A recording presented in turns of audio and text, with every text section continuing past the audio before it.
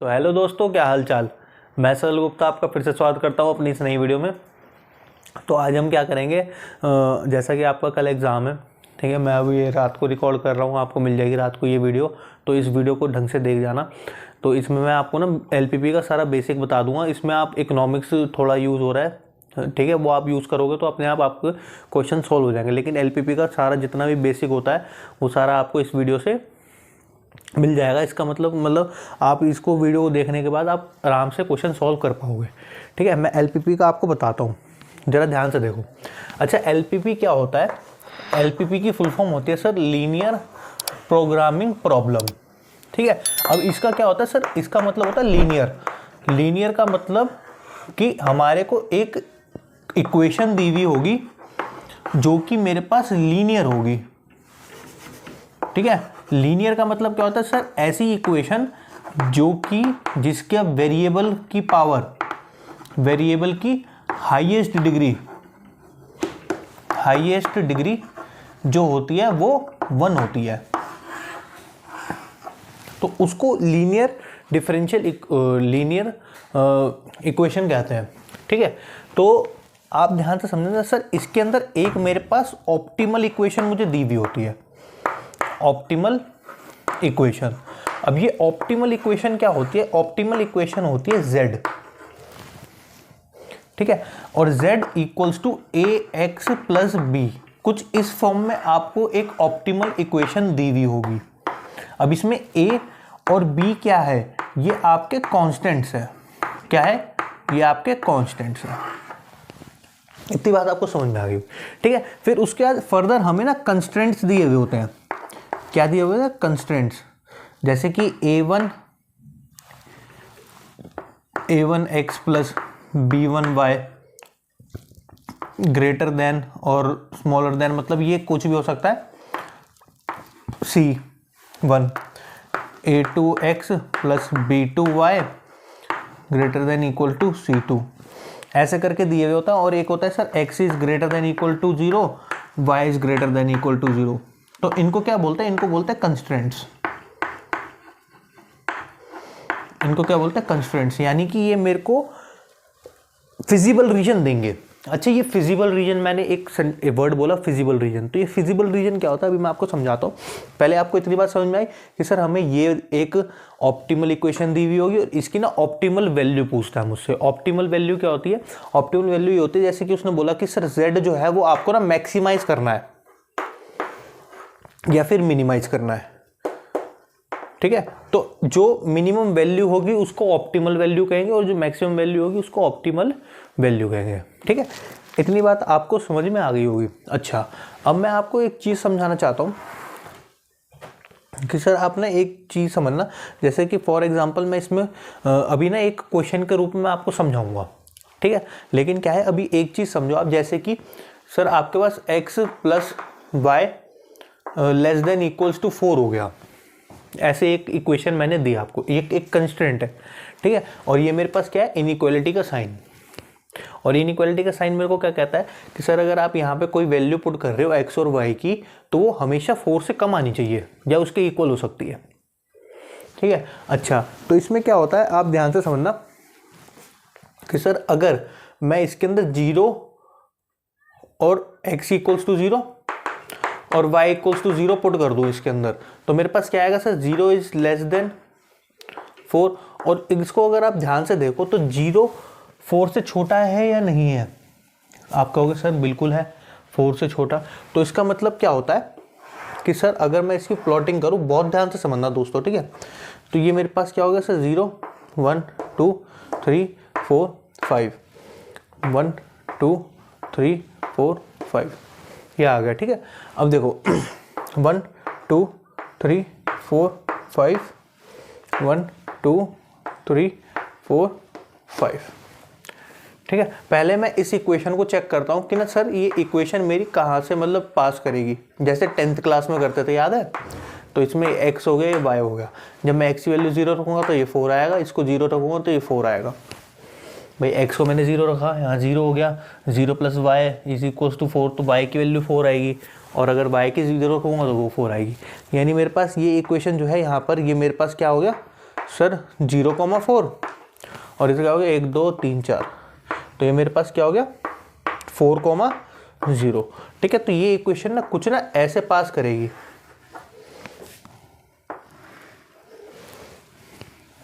I hope आपको समझ में आ रहा होगा। ठीक है, अब ध्यान से समझना कि सर अगर फिर उसके अंदर मैंने क्या सर इसके अंदर 0 0 पुट करके देखा तो मेरे पास ये आ गया। अब ये जो स्टेटमेंट बन रही है ये मेरे पास ट्रू बन रही है ना, यानी ये ट्रू हो गई। जब भी आपकी कोई कंस्ट्रेंट एक कंस्ट्रेंट ट्रू हो जाए या फॉल्स हो जाए, ठीक है, अगर वो ट्रू हो जाए तो ट्रू का मतलब होता है कि आपको ना सर जो शेडिंग करनी है वो आपकी टूवर्ड्स ओरिजिन होगी, टूवर्ड्स ओरिजिन। यानी इसकी शेडिंग मेरे पास क्या हो जाएगी ऐसे, समझे, यानी ये वाली।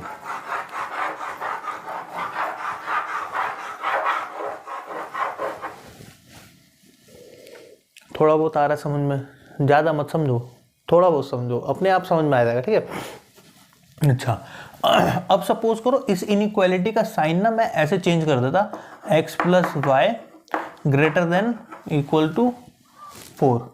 अब इसमें मैं 0 0 पुट करूंगा तो सर 0 जो है वो 4 से बड़ा होता है या छोटा होता है, मुझे ये बताओ। आप कहोगे कि सर 4 से तो छोटा होता है 0, लेकिन इसमें तो बड़ा दिख रहा है, यानी ये वाली जो मेरे पास कंस्ट्रेंट है, ये वाली कंस्ट्रेंट मेरे पास क्या हो गई सर, फॉल्स हो गई। और अगर ये मेरे पास फॉल्स हो गई है तो फॉल्स होने का मतलब ये है कि सर अब इसकी जो शेडिंग होगी ना, जो इसकी शेडिंग होगी वो अवे द ओरिजिन होगी, यानी ओरिजिन से दूर। मतलब कि अब इसकी शेडिंग जैसे यहां पर हो रही थी ना इसी वाली लाइन की, अब देखो इसका ग्राफ तो यही बनेगा, लेकिन अब इसकी शेडिंग क्या हो जाएगी, ये हो जाएगी, मतलब पीछे की तरफ शेडिंग हो जाएगी इसकी। इतनी बात आपको समझ में आई होगी। ठीक है, मैं थोड़ा इसको इरेज करता हूँ। ठीक है, अगर आपको देखो इसकी स्क्रीनशॉट ले लो। ठीक है, देखो मैं थोड़ा सा इसको अब इरेक्ट करता हूँ।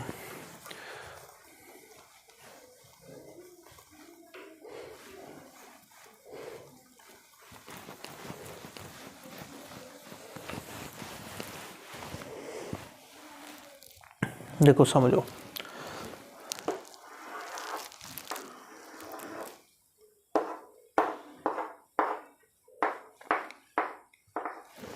ये आपके पास आ गया।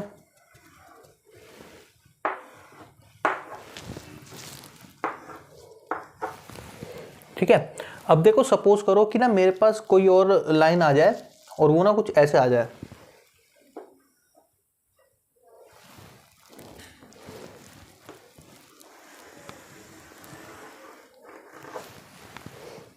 ऐसे आ रही है। ठीक है, इस 4 को हटा देते हैं, ये आपके पास 0,4। ठीक है, ये कोई भी लाइन है फर्दर, मतलब कोई सी भी लाइन मैंने इसको एज्यूम कर लिया।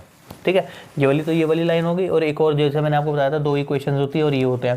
ठीक है, तो अब मैं इन्हीं के साथ ये ले लिया और इनके साथ मैंने ये ले लिया, x इज ग्रेटर देन 0 और y इज ग्रेटर देन 0। तो इनकी शेडिंग कैसे होती है कि सर 0 से बड़ा है तो x एक्सिस की ऊपर शेडिंग होगी, समझ रहे हो, और इसकी शेडिंग आपके पास क्या हो जाएगी, y की इधर की साइड पे शेडिंग हो जाएगी। ठीक है, अब मैंने ये सपोज करा सर इन दोनों की शेडिंग जो है मेरे पास ट्रू है, तो इनकी शेडिंग नीचे आएगी, इसकी भी ओरिजिन की तरफ आएगी, इसकी भी ओरिजिन की तरफ आएगी।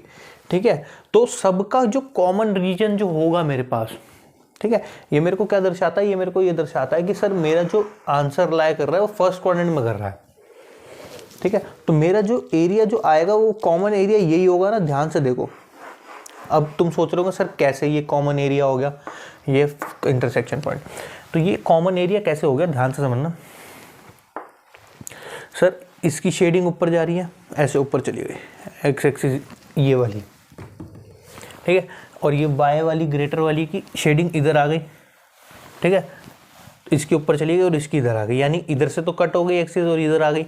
अच्छा, अब फर्स्ट वाली इक्वेशन की शेडिंग नीचे आ रही है, देखो समझ रहे हो, ये ऐसे नीचे आ रही है, नीचे आ रही है, नीचे आ रही है, और जो दूसरी वाली इक्वेशन है उसकी भी नीचे आ रही है, ऐसे ऐसे ऐसे ऐसे। तो सब में जो है कॉमन रीजन वो मेरे पास यही आएगा ना, ठीक है, तो इस रीजन को मतलब कि जो सब में कॉमन रीजन होता है, मतलब सबका कॉमन रीजन जो होता है उसको क्या बोलते हैं हम? Feasible region. क्या बोलते हैं? Feasible region. वो आपका फिजिबल रीजन होता है। इतनी बात समझ में आई? यहाँ तक कोई डाउट है तो मुझे बताओ। ठीक है, ये फिजिबल रीजन होता है। अब इसके बाद अगला स्टेप क्या होता है? आपको जैसे कंस्ट्रेंट्स वगैरह पता लग जाते हैं तो इसमें ना कॉर्नर पॉइंट टेबल बनती है। ठीक है, ये वाला नोट कर लो जरा, मैं ना इसको मिटा देता हूँ थोड़ा सा। ठीक है, थोड़ा सा इसको मिटा देते हैं ताकि आपको समझ में आ जाए।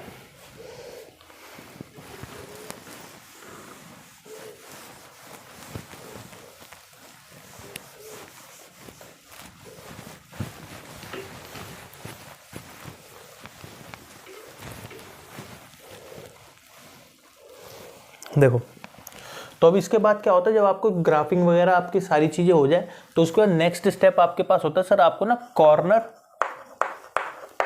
पॉइंट टेबल बनानी होती है। तो कॉर्नर पॉइंट टेबल क्या होती है? कॉर्नर पॉइंट टेबल ऐसे होती है, ऐसे बनेगी। इसमें ना आपको कॉर्नर पॉइंट्स लिखने होते हैं। यहाँ पे कॉर्नर पॉइंट CP और यहाँ पे Z equals to AX plus B जो आपको दिया हुआ था।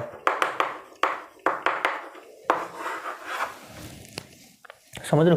ठीक है, तो कॉर्नर पॉइंट, अब कॉर्नर पॉइंट क्या होते हैं? जो फिजिबल रीजन को बाउंडेड कर रहे हैं। ये क्या है मेरे पास? Feasible region, bounded reason.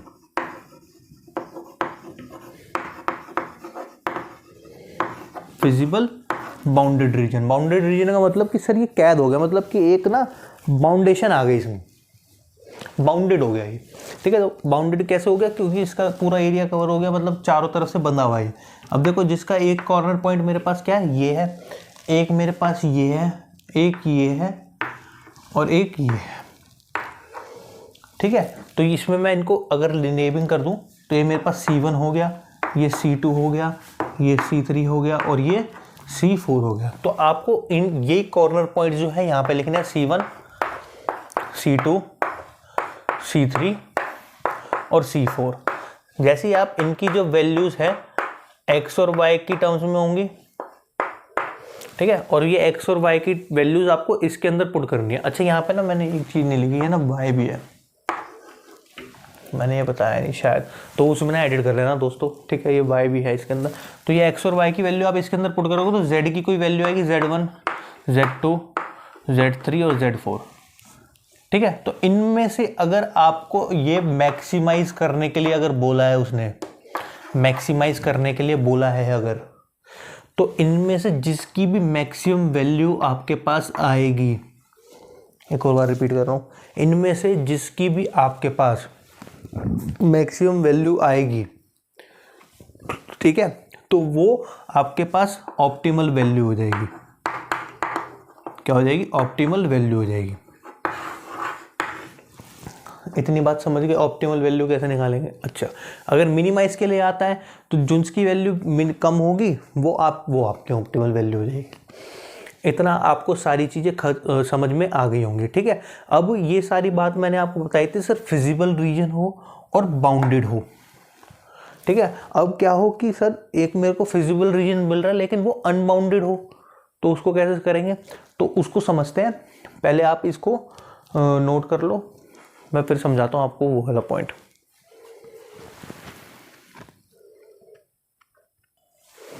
तो बच्चों एक ना सवाल देखते हैं पहले, फिर आपको मैं समझाऊंगा वो अनबाउंडेड रीजन वाला। ठीक है, सवाल आपको समझ में आएगा। देखो, आपको ना स्क्रीन पे सवाल दिख रहा होगा, तो इसमें क्या है? मैन्युफैक्चरिंग प्रॉब्लम है ये। A manufacturer has 3 machines 1, 2 and 3 installed in his factory. Machine 1 and 2 are capable of being operated for at most 12 hours. At most 12 hours का मतलब क्या होता है? ठीक है, at most 12 hours का मतलब कि 12 hours तक रह सकती है, उससे ज़्यादा नहीं, at most। ठीक है, अच्छा ये देखो, इस पे गौर करना है आपने। ठीक है, at most 12 hours, whereas machine 3 must be operated for at least 5 hours a day. तो वो 5 घंटे मशीन 3rd चल सकती है। She produces only 2 items M and N, each requiring the use of all the 3 machines, the number of hours required for producing 1 unit of each M and N on the 3 machines are given in the following table. ठीक है, तो ये table मैंने इधर बना भी दिया अपने यूज़ के लिए। ठीक है, तो ये आपको दिया हुआ है। ठीक है, उसने कहा कि sir she makes a profit of ₹600 and 400 on items M and N। ठीक है, तो मैं इसमें क्या करता हूँ सर, M और N को मैं क्या ले लेता हूँ, रिस्पेक्टिवली लिखा हुआ है। तो मैं क्या कह रहा हूँ कि sir let X and Y be the number of items M and N respectively। ठीक है, तो मेरे पास क्या हो जाएगा, मेरे को क्या करना है सर, इसने बोला है कि ना how many each item should she produce so that to as to maximize her profit. तो उसका प्रॉफिट मैक्सिमाइज हो जाए तो उसको क्या करना पड़ेगा, तो देखो मेरे को मैक्सिमाइज करना है Z, और वो Z मेरे पास क्या बन जाएगा, देखो इधर लिखा हुआ है 600 एंड 400 आइटम्स M और N, टेबल के नीचे जो लिखा हुआ है। तो मेरे पास ये Z क्या बन जाएगा, Z बन जाएगा 600X प्लस 400Y। इतनी बात आपको समझ में आ गई होगी।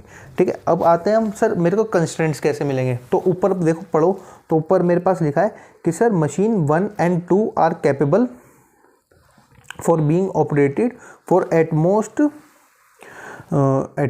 12 आवर्स। ठीक है, अब देखो 12 आवर्स के तक काम कर सकती हैं कौन सी, मशीन 1 और मशीन 2। ठीक है, तो अब मैं क्या करता हूँ कि सर इस टेबल के अगर अकॉर्डिंग देखूँ तो मेरे पास MX है, तो मतलब X और प्लस इसके हिसाब से 2Y, तो वो ज़्यादा से ज़्यादा 12 घंटे तक चल सकती है। और एक और अगर मैं इससे देखूँ ध्यान से, तो इससे मेरे पास क्या मिल जाएगा सर, 2X प्लस Y 12। ठीक है, ये मेरे पास कहाँ से मिला, ये वाला मुझे मिला मशीन 1 से। ठीक है, मशीन 1, और ये मेरे पास कहाँ से मिला सर, N1 और 2 से, मतलब ये 1 और 2 से मिला, दोनों से। आपको इतनी बात समझ में आई, ये कैसे हुआ। ठीक है, अब देखो आगे, अब 2 इक्वेशंस मेरे को इनसे मिल गए, अभी तीसरी का क्या काम है वो समझते हैं। ठीक है, अब इसने आगे क्या बोला हुआ है, इसने लिखा हुआ है आगे कि ऑपरेटेड 12 आवर्स और machine 3 must operated for at least 5 hours a day. ठीक है, तो 5 घंटे वो मशीन 3 कर सकती है। तो मशीन 3 के लिए आपके पास क्या चलेगा, मशीन 3 के लिए देखो ध्यान से, मशीन 3 के लिए क्या बन जाएगा सर, x प्लस, अब देखो इसका बनाना मुझे, तो 1.25y, तो ये मेरे पास क्या हो जाएगा sir, greater than equal to 5। ठीक है, तो उसने यहाँ पे लिखा था एटलीस्ट 5 आवर्स तो चलती है, वो 5 आवर्स से ज़्यादा भी चल सकती है वाली मशीन। ठीक है, तो ये मेरे पास मशीन 1 के लिए था, मैं इसको लिख देता हूँ ढंग से, ये मेरे पास मशीन 2 के लिए हो गया, और ये मेरे पास मशीन 3 के लिए हो गया। ठीक है, मशीन 1 के लिए कैसे सर, 1 और 2 M और N को X माना था। ठीक है, और इसके लिए क्या हो गया सर, 2X और प्लस Y, उसका भी 12 हो गया, और इसका ऐसे हो गया। अच्छा, इस वाली इक्वेशन को मैं ऐसे लिख सकता हूँ सर, X प्लस 5/4Y 5। ठीक है, अब इसको मैंने 5/4 कैसे लिखा, वो 5/4 मैंने ऐसे लिखा है, थोड़ा सा इसको इधर रख देते हैं। 5/4 मैंने इसको ऐसे लिख दिया, 1.25 को अगर आप खोलोगे 1.25, तो आपके पास क्या हो जाएगा, ये 100 नीचे आ जाएगा। अब आप इसको करोगे तो 5/4 ही आएगा आपके पास। ठीक है, ये मैंने डायरेक्ट लिख दिया था। अच्छा, अब देखो, अब समझो ध्यान से सर, 4 को उसके साथ मैं ले जाऊंगा अगर, चलो अभी इनको बाद में कर लेते हैं। ठीक है, अब मेरा सारा सवाल मुझे कंप्लीट मिल गया है। ठीक है, एक यूनिट प्रोड्यूस हो रही है और दूसरी यूनिट। ठीक है, तो आपको क्या करना है सर, एक ना कंस्ट्रेंट आपको ये वाली जो है ऑटोमेटिकली ले लेनी है, x is greater than equal to 0 और y is also greater than equal to 0। ठीक है, एक बार चेक करना, नीचे दिख रहा है, नीचे का दिख रहा है, कौन सा नहीं दिख रहा, ये 5/4 नहीं दिख रहा, ये भी दिख रहा है, हाँ ठीक है। तो अब देखो, अब क्या करें हम, अच्छा ये आपके पास हो गया सारी चीज़ें। अब देखो x प्लस 2y का अगर मैं बनाऊं तो मेरे पास क्या बनेगा, ध्यान से देखो, पहले इसके पॉइंट्स निकाल लेते हैं।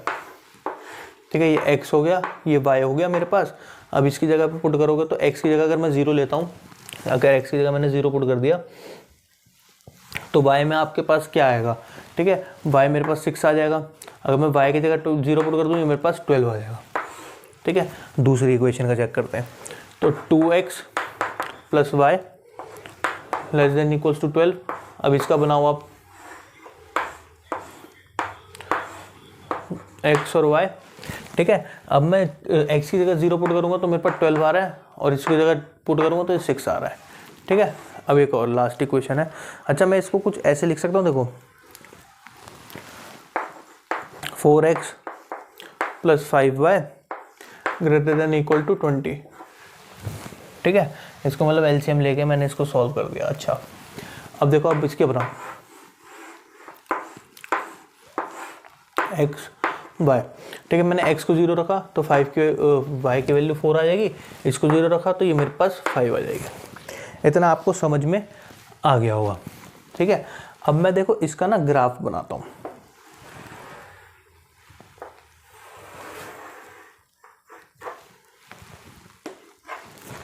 बहुत ध्यान से समझेंगे, ठीक है।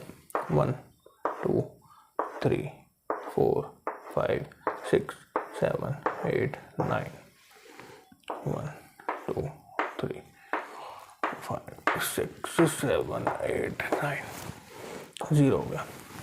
ठीक है, अब देखो मेरे को 0,6 मिल रहा है, एक 0,6। ठीक है, तो 0,6 ऐसे बनेगा 1 2 3 4 5 6। तो मेरे पास क्या आ गया 0,6, और मेरे पास 12,0। 1 2 3 4 6 7 8 9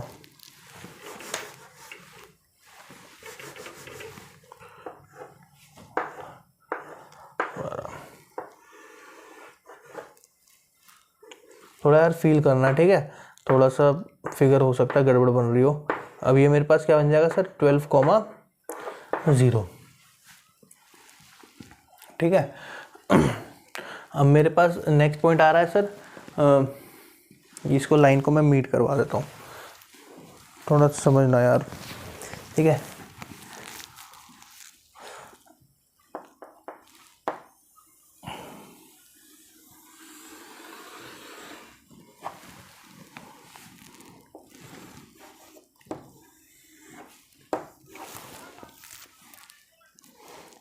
ठीक है, वो अज्यूम कर लो कि यहाँ पे ना 12 पर आ गई। ठीक है, कोई बात नहीं, ये आ गया आपके पास।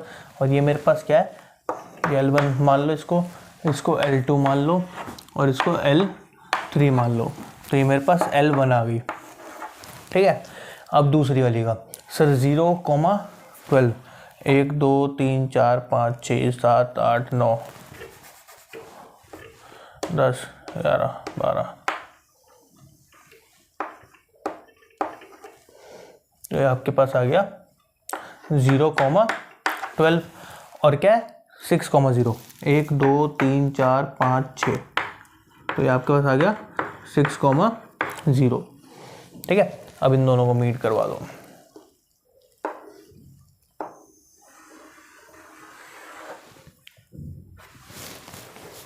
थोड़ी उटपटांग बन गई लाइन।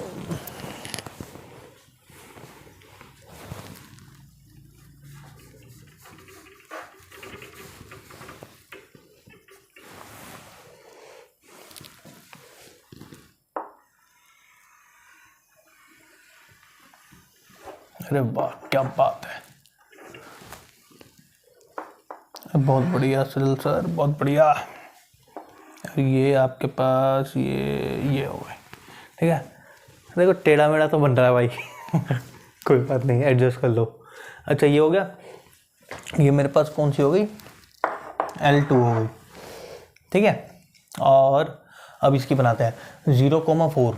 ठीक है, 0,4 ऐसे बनेगा 1 2 3 4, ये आ गया मेरे पास 0,4, ठीक है। तो ये था 0,4 और 5,0, 5,0 कहाँ आएगा, 1 2 4 5, ये आ गया 5,0, ठीक है। अब इन दोनों को मीट करा दो।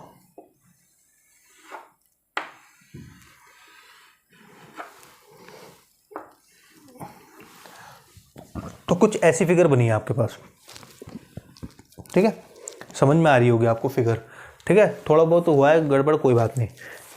अच्छा, अब क्या करना है सर, इसका ना मुझे वैल्यू निकालनी है, ठीक है। इसकी सॉल्व करना है इसको। सबसे पहले अगर आप इसको देखोगे तो अगर मैं इसमें 0 0 पुट करके देखूं, ठीक है, 0 0 अगर मैं इसमें पुट करके देखूं, मैं ना इधर वाला सेक्शन मिटा रहा हूँ, है ना दोस्तों। इस वाले सेक्शन का आपका काम हो गया होगा, मैं ये वाला सेक्शन मिटा रहा हूँ।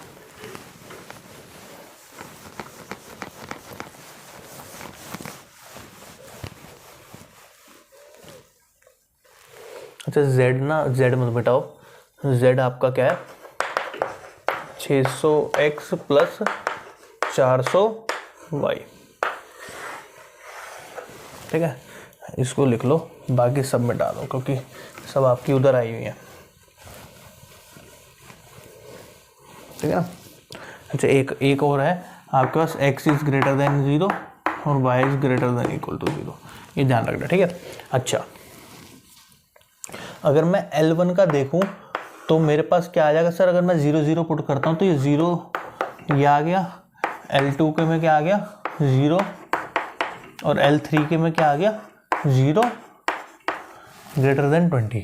अगर आप ध्यान से देखो तो सर ये मेरे पास ट्रू हो गई, ये मेरे पास ट्रू हो गई और ये वाली मेरे पास फॉल्स हो गई। तो मैंने ट्रू के लिए आपको क्या बताया था, ट्रू के लिए सर आपने बताया था कि ट्रू के लिए मेरे पास ओरिजिन की तरफ और फॉल्स के लिए अवे द ओरिजिन, ठीक है। तो L1 के देखो, L1 का टूवर्ड्स ओरिजिन, तो इसकी शेडिंग कुछ ऐसी आएगी नीचे की तरफ, थोड़ा ना एरो, एक डार्क एरो एक बना लिया करो, बस सारे एरो बनाने जरूरी नहीं है, ठीक है। इसकी दूसरी वाली लाइन की मेरे पास ट्रू आई है, दूसरी वाली लाइन मेरे पास ये थी, तो इसकी भी शेडिंग अंदर की तरफ, समझ लो क्या कहना चाह रहा हूँ मैं। देखो थोड़ा डार्क कर दिया मैंने इसको ताकि आप समझ जाओ, ठीक है। और ये वाली फॉल्स, तीसरी वाली, यानी इसकी शेडिंग ऊपर की तरफ, अवे द ओरिजिन, समझ गए, ठीक है। और इन दोनों की अगर मैं देखूं, इन दोनों का मेरा क्या पता लगेगा कि सर इनकी शेडिंग भी मेरे पास ऊपर की तरफ जा रही है और इसकी शेडिंग मेरे पास अंदर की तरफ आएगी, इसकी शेडिंग अंदर की तरफ आएगी। तो अगर आप ध्यान से देखो तो सारी जितनी भी मेरे पास मेन शेडिंग्स जो आ रही हैं वो मेरे पास कहाँ की आ रही हैं, इनकी आ रही है, यानी ये मेरे पास जो होगा, ये वाला मेरे पास रीजन जो है, ये फिजिबल रीजन आ गया मेरे पास। क्या मिल गया मुझे, फिजिबल रीजन। और ये फिजिबल रीजन मेरे को मिल गया। अब इसके बाद मैं क्या करूँगा, इनकी कॉर्नर पॉइंट टेबल बनाऊंगा। तो इनकी कॉर्नर पॉइंट टेबल बनाते हैं CP, ठीक है। तो CP बनाने से पहले सर मेरे पास ये भी है, ये भी है, ये भी पता है, ये भी पता है, लेकिन मुझे ये नहीं पता, ठीक है। तो इसको मैं कैसे निकालूंगा, याद करो हम 10th क्लास में करते थे, इंटरसेक्टिंग पॉइंट निकालते थे दो इक्वेशंस के बीच में, तो वो ऐसी होगा। अब ये इसमें कौन कौन सी इक्वेशन यूज हुई है सर, L1 और L2, L1 और L2 मेरे पास क्या है sir, x plus 2y equals to 12 और 2x plus y equals to 12, ये है आपके पास। अच्छा, अब देखो मैं इसको मल्टीप्लाई विद 2 कर दूं, सब्स्टिट्यूशन मेथड से, एलिमिनेशन मेथड किसी से भी कर सकता हूँ। इसको 2 से अगर मल्टीप्लाई कर दूं तो मेरे पास हो जाएगा 2x plus 4y equals to 24 और इसको 2x plus y is equals to 12। अब इसमें एलिमिनेशन मेथड मैंने लगा दिया, तो 2x से 2x कर दिया और इधर मेरे पास क्या आ गया 3y इज इक्वल्स टू, इसमें क्या आ जाएगा मेरे पास 12, यानी y की वैल्यू मेरे पास क्या आ गई 4।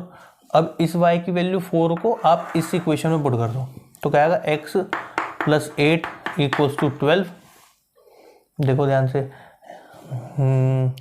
ये आएगा ना, ठीक है। तो 8 को उधर ले जाओगे तो x की वैल्यू भी क्या आ गई आपके पास 4 आ गई, यानी मेरे पास ये वाला जो पॉइंट मिला है वो मेरे पास 4,4 मिलेगा। और आप देखोगे तो ये ना कहीं सही भी है, ठीक है, थोड़ा हमारी फिगर सही नहीं बनी ना, इसी वजह से ऐसा हो रहा। तो ये 4,4 मिल जाएगा मुझे, ठीक है। अब देखो, अब मैं कॉर्नर पॉइंट टेबल बनाता हूँ। तो कॉर्नर पॉइंट टेबल मेरे पास क्या आएगी, थोड़ा ध्यान से देखना, ठीक है। ये दिख रहा है कॉर्नर पॉइंट टेबल, देखियो ये CP दिख रहा है ना, ठीक है, कॉर्नर पॉइंट टेबल। और ये मेरे पास Z क्या हो गया, 600x प्लस 400y, ठीक है।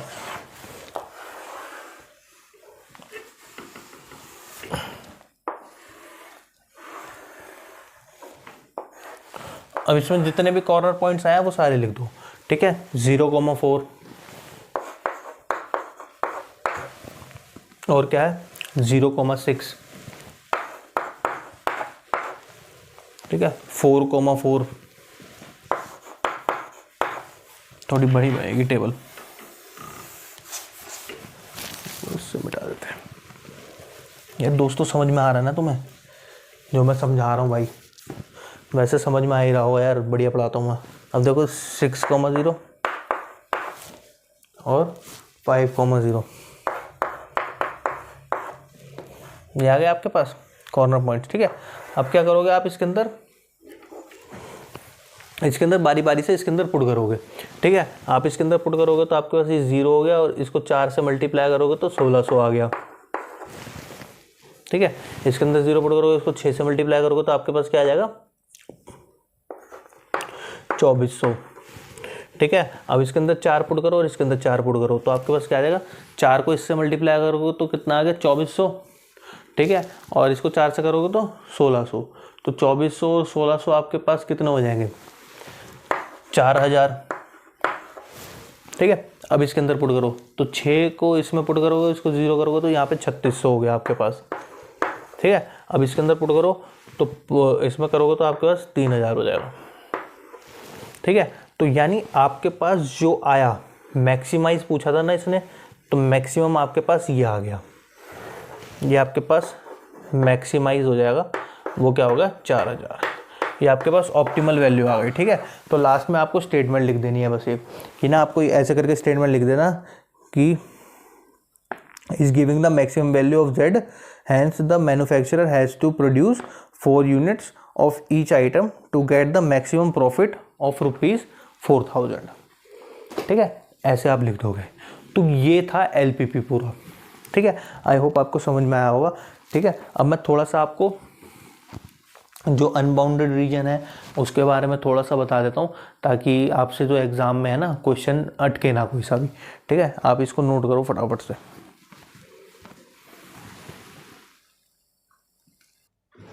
अब देखो ज़रा, थोड़ा समझना,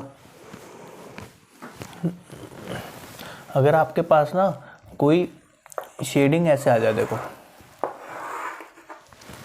ऐसे है, कोई एक लाइन आपके पास ऐसे जा रही है, ठीक है, और एक लाइन कोई भी आपके पास ऐसे जा रही है फॉर एग्जांपल, ठीक है, ऐसे, ठीक है। आपने इसकी प्लॉटिंग कर दी, सब चीज़ें कर दी, लेकिन अब आपके पास क्या है कि इसकी भी शेडिंग ऊपर जा रही है आपके पास और इसकी भी शेडिंग अवे द ओरिजिन।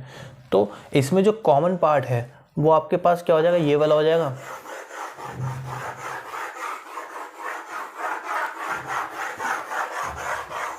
इस टाइप से,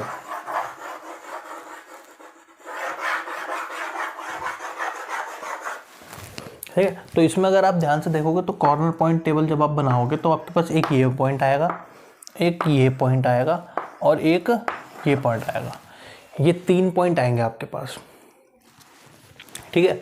अब आपके पास ये 3 पॉइंट आए तो आपने कॉर्नर पॉइंट टेबल बना ली, ठीक है। इसको मैं सॉल्व करने का आपको तरीका बता रहा हूँ। ये आपने कॉर्नर पॉइंट टेबल बना ली और ये z = ax प्लस by आपको दिया हुआ है, और ये C1, C2, C3 आपने निकाल ली और उनसे इनकी वैल्यू z में पुट करके आपने वैल्यू भी निकाल ली। अच्छा, अब देखो ध्यान से, सर ये मेरे पास फिजिबल रीजन हो गया, ये मेरे पास हो गया फिजिबल रीजन, ठीक है, ये मेरे पास फिजिबल रीजन हो गया, लेकिन ये हो गया मेरे पास अनबाउंडेड, ये अनबाउंडेड रीजन है, फिजिबल रीजन अनबाउंडेड। ठीक है, तो इसको कैसे सॉल्व करते हैं, ये ना बहुत इंपॉर्टेंट है। ठीक है, आपके पास फिजिबल रीजन हो लेकिन वो अनबाउंडेड आ जाए तो इसमें क्या होता है, इसमें ना आपको जो इन वैल्यूज में से जो सबसे ज़्यादा लीस्ट वैल्यू होगी, जैसे सपोज करो सर C2 की लीस्ट वैल्यू आ गई और ये लीस्ट वैल्यू कोई D है। ठीक है, तो आपको क्या करना है, उसमें ना इसका कंस्ट्रेंट बना लेना है एक और, जैसे AX, पहले कंस्ट्रेंट तो दूसरे बने हुए थे, इसके कंस्ट्रेंट्स क्या बने हुए होंगे, A1 x plus B1 y, कुछ ऐसे बना हुआ होगा C1। अच्छा ये फॉल्स है तो इसको ऐसे बनाएंगे। ठीक है, A2x प्लस B2y C2, तो इसके कंस्ट्रेंट्स कुछ ऐसे होंगे। ठीक है, अब वो एक वैल्यू लीस्ट वैल्यू आ गई आपके पास, क्योंकि ना ये इसके जितने भी क्वेश्चन आते हैं ना, जो अनबाउंडेड रीजन के और फिजिबल रीजन के होते हैं, इनके ना मिनिमाइज के क्वेश्चन आते हैं, जितने भी आएंगे मिनिमाइज के क्वेश्चन आएंगे। ये ना एक मतलब लूप पॉइंट है समझने का क्वेश्चन, जितने भी इसके क्वेश्चन आएंगे वो मिनिमाइज में आएंगे। ठीक है, ये मिनिमाइज में आ गए, आपके पास सब कुछ हो गया, और जैसे कि मेरे पास वैल्यू आई है D। ठीक है, तो इसका आपको एक कंस्ट्रेंट बना लेना है AX प्लस BY।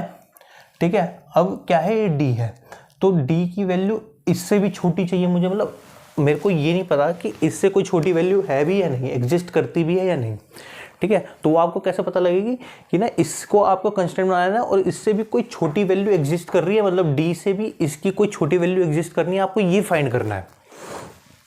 ठीक है, अब क्या है, एक चीज मैंने आपको बताई थी, मतलब अभी बताई नहीं है, तो अब इसको ना आपको ना इक्वल टू के साइन के साथ नहीं लेना। ठीक है, क्यों, क्योंकि आपको इससे ना कम वैल्यू ढूंढनी है और इसकी ढूंढनी है, ना कि इन कंस्ट्रेंट्स की। ठीक है, अभी इससे रिलेटेड क्वेश्चन कराऊंगा, बिल्कुल क्रिस्टल क्लियर हो जाएगा, मतलब ऐसा मक्खन मलाई हो जाएगा। ठीक है, अच्छा ये सारी बात आपको समझ में आ गई होगी। ठीक है, अब ये इक्वल टू का साइन नहीं है ना, जब इक्वल टू का साइन होता है, इक्वल टू का साइन होता है तो लाइन कैसी बनती है, डार्क बनती है, और अगर इक्वल टू का साइन नहीं होता तो लाइन कैसी बनती है, डॉटेड लाइन बनती है। यानी अगर अब आप इसको उसमें शेड करोगे तो वो आपकी कैसी बनेगी, डॉटेड लाइन। इतनी बातें समझ में आ गई जो अनबाउंडेड रीजन की थी, है ना, इसके नंबर होते हैं। ठीक है, एक क्वेश्चन इसका कराऊंगा। ठीक है, फिर आपका क्या है, ये टॉपिक खत्म। ठीक है, अब चलते हैं फटाफट से उस क्वेश्चन की तरफ। अब देखो दोस्तों, आपके पास ना एक सवाल आएगा स्क्रीन पे, देखो तो इसमें लिखा है कि ये एक डाइट प्रॉब्लम है। ठीक है, इसमें लिखा है a dietician wishes to mix 2 types of foods such a way that vitamin contents of the mixture contain at least 8 units of vitamin A and 10 units of vitamin C. ठीक है, इन पे marking करके चलना आप। ठीक है, क्या लिखा हुआ है, food 1 contains 2 units per kg of vitamin A and 1 unit per kg of vitamin C. ठीक है, food second contains 1 unit per kg of vitamin A and 2 units of kg of vitamin C. It costs ₹50 per kg to purchase food 1 and 70 per kg to purchase food second. Formulate this problem as a linear programming problem to minimize the cost of such a mixture. ठीक है, तो मैं क्या करता हूँ कि ना sir food 1 को क्या ले लेता हूँ। ठीक है, इसमें फूड 1 को मैं ले लेता हूँ x और फूड 2 को ले लेता हूँ मैं y। ठीक है, तो मुझे क्या मिलेगा सर, अगर मैं इसकी ना टेबल बनाने की कोशिश करता हूँ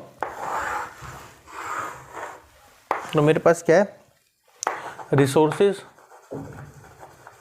ठीक है, रिसोर्सेज, फूड और रिक्वायरमेंट मुझे आपको यहाँ पे दी हुई है। ठीक है, और यहाँ पे फूड मेरे पास क्या है, 2 फूड है जिनको मैं x और y मान चुका हूँ। ठीक है, यहाँ पे क्या है मेरे पास, विटामिन ए और विटामिन सी 2, इसकी वैल्यू मेरे को 2 दी हुई है, 2 यूनिट्स ऑफ केजी, 1 और 2। रिक्वायरमेंट क्या है सर, 8 और 10 की। कॉस्ट इनकी क्या दी हुई है, कॉस्ट वो दी हुई है सर, इनको बनाने 50 रुपये, इसको 70 रुपये। ठीक है, इतनी आपके पास मैंने वो लिख दी। ठीक है, तो मेरे पास जो z बनेगा वो z क्या बनेगा सर, 50x प्लस 70y। ये मेरे पास ऑब्जेक्टिव फंक्शन बन गया। ठीक है, इतनी बात आपको समझ में आ गई होगी। ठीक है, अगर मैं इसमें क्या करूँ सर, विटामिन ए क्या अगर मैं निकालूं तो वो क्या आएगा सर 2 1, और इसमें इसने लिखा हुआ है क्वेश्चन में, अगर आप देखो ऊपर वाली लाइन में, तो food in such a vitamin contents the mixture contain at least 8 units. तो 8 यूनिट कम से कम होनी चाहिए। तो 2x plus Y less than equal to 8, मतलब मोर देन इक्वल टू 8। ठीक है, अब इसने दूसरी लाइन में क्या लिखा है कि इस वाले के हिसाब से x प्लस 2y, ठीक है, वो आपके पास 10 से नहीं होना चाहिए, एटलीस्ट 10 होना चाहिए। तो ये मेरे पास दो कंस्ट्रेंट्स तो मिल गए। ठीक है, अब दो कंस्ट्रेंट्स मिल गए। अब इसके आगे तो इन्होंने और कुछ बोला हुआ नहीं है।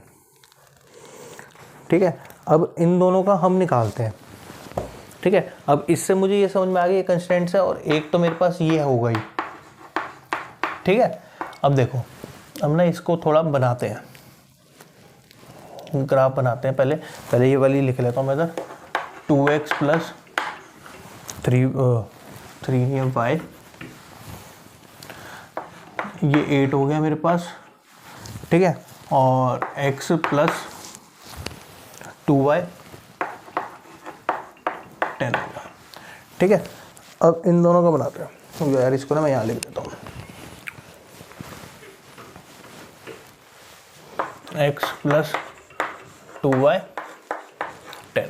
ठीक है, अब इसका बनाता हूँ मैं टेबल, और एक टेबल इसकी बनाते हैं।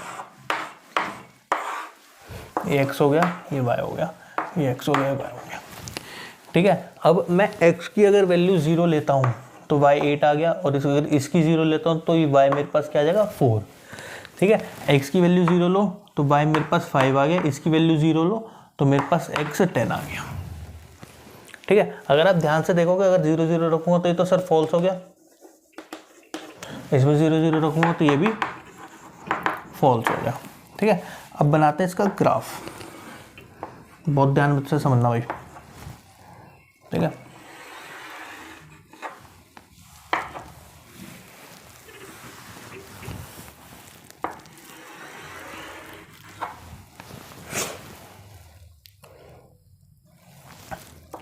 एक दो तीन चार 5 6 7 8 12 13 14, 1 2 3 4 5 6 7 8 9 10। ठीक है, ये 0। अच्छा, अब इसमें 0,8, 1 2 3 4 5 6 7 8, ये आ गया मेरे पास, ये पॉइंट आ गया 0,8। ठीक है, अब है 4,0, 1 2 3 4, ये मेरे पास क्या आ गया 4,0। ठीक है, इसको अटैच कर दो।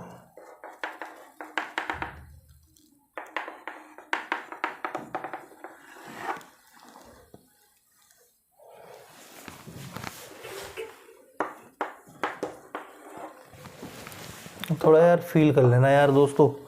ठीक है, अब सीधी लाइन तो बनेगी नहीं कोई बात नहीं, मेहनत कर रहे हैं आपके लिए। ये आ गया। अच्छा, अब ये मेरे पास L1 मान लो इसको, और ये मेरे पास L1 का आ गया। ठीक है, अब L2 का बनाते हैं। 0,5, 1 2 3 4 5, ये क्या है आपके पास 0,5।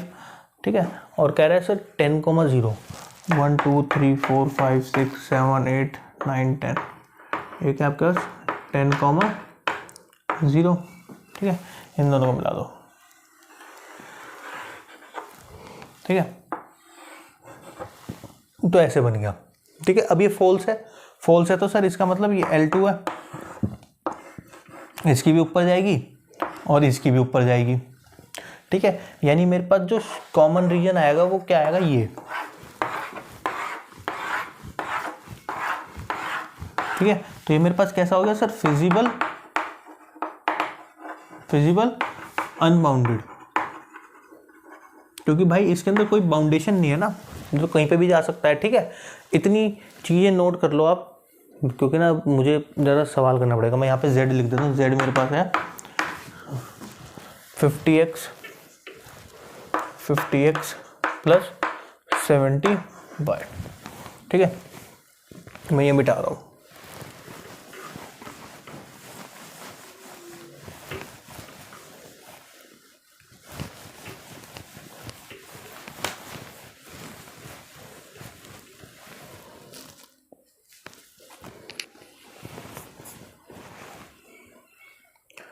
अब देखो, फिजिबल आपके पास हो गया। ठीक है, अब अगर मैं इसकी कॉर्नर पॉइंट टेबल बनाऊं, कॉर्नर पॉइंट टेबल बनाते हैं एक बारी, तो ये कॉर्नर पॉइंट आ गया और ये आपका z equals to 50x plus 70y हो गया। ठीक है, सारी चीज़ें अभी क्रिस्टल क्लियर हो जाएंगी आपको। देखो मेरे पास 3 पॉइंट्स आए, कौन कौन से, एक तो ये वाला पॉइंट आया 0,8। ठीक है, एक ये वाला पॉइंट है, इस पॉइंट को बारे में हम फाइंड कर लेते हैं अभी। ठीक है, इसको मैं ऐसे लिख देता हूँ। और एक पॉइंट मेरे पास क्या है, ये वाला 10,0। ठीक है, ये वाला पॉइंट आप फाइंड करो, तो इस वाले पॉइंट पर अगर आप फाइंड करोगे तो आपके पास क्या आएगा। ठीक है, मैं इसका डायरेक्ट बताता हूँ, सब्स्टिट्यूशन से करना आप इसको फाइंड। ठीक है, तो ये आपके पास 2,4 आ जाएगा। ठीक है, तो आपके पास क्या आ गया, 2,4। ठीक है, अब आप इसके अंदर बारी बारी से वैल्यूज पुट करोगे, तो बारी बारी से वैल्यू पुट करोगे तो आपके पास कौन क्या क्या वैल्यू आएंगी, मैं डायरेक्ट लिख देता हूँ। इसमें आपके पास 560 आ जाएगी, इसमें 380 आ जाएगी और इसमें 500 आ जाएगी। ठीक है, तो आप अगर ध्यान से देखोगे तो आपके पास जो ये वाली है ये मिनिमम आई है। ठीक है, ये वाली वैल्यू मिनिमम आई है, इसको हाईलाइट कर देते हैं। ठीक है, अब ये मिनिमम आई है तो इसका मतलब आपको क्या करना है सर, मैंने आपको बताया था 50x प्लस 70y, जो है आपको इससे छोटी वैल्यू ढूंढनी है 380 से। 10 कॉमन निकाल के काट दूं तो 5x plus 7y is equals to 38। ठीक है, ये आ गया आपके पास। ठीक है, अब आप इसके ना क्या बनाओगे, टेबल बनाओगे इसकी भी। इसके आप कितनी 3 कॉलम की बना दोगे। क्यों बना दोगे सर, एक तो आपके पास ये वाला ही पॉइंट होगा जो इसको सेटिस्फाई करेगा 2,4, क्योंकि हमने इसी से तो बनाया है ये। ठीक है, आप 2,4 रख के भी देख सकते हो, 2 रखोगे 10 और इसमें 4 रखोगे 28। ठीक है, तो ये आपके पास आ जाएगी। ठीक है, तो आप इसके अंदर पुट कर दिया आपने। ठीक है, अब आपके पास क्या आएगा अगला, जैसे मैं इसमें 0 पुट करूँ, अगर मैं इसमें 0 पुट कर देता हूँ x की जगह, तो 7 की वैल्यू इसकी क्या आ जाएगी 38/7। ठीक है, तो 38/7 आपके पास क्या आएगा, 38/7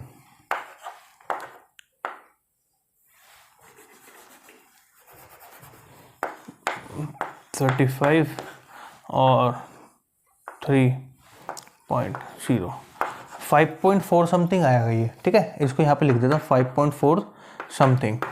ठीक है, अब मैं अगर इसको 0 पुट करूँगा तो ये मेरे पास 38/5 आ जाएगा। ठीक है, तो ये मेरे पास आएगा 7.3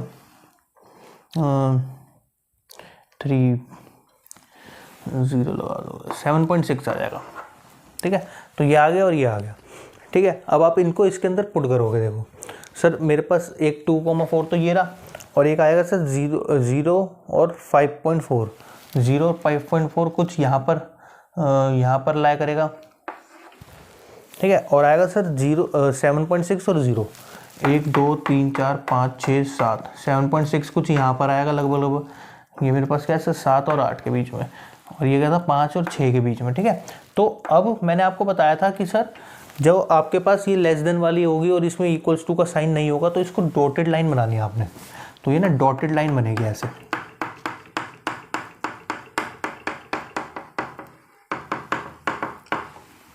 ऐसे डॉटेड लाइन बनेगी, डॉटेड लाइन बनेगी। ठीक है, अब ये मेरे पास किसकी लाइन बनी है, ये वाली मेरे पास लाइन बनी है, ये वाली इसकी। ठीक है। अब आपको क्या करना है, अगर आपको देखेगा कि सर ये ना मेरे पास इसके नीचे ही लाइन आया कर रही है, तो आप क्या कह दोगे, सर इसकी जो मिनिमम वैल्यू होगी वो यही होगी, बस इसको ये रिप्रेजेंट करने के 2 नंबर होते हैं। ठीक है, तो ये आपके पास आ गया और आप कहोगे कि सर इसकी मिनिमम वैल्यू यही है मेरे पास, क्योंकि इनके बीच में ही आ गई।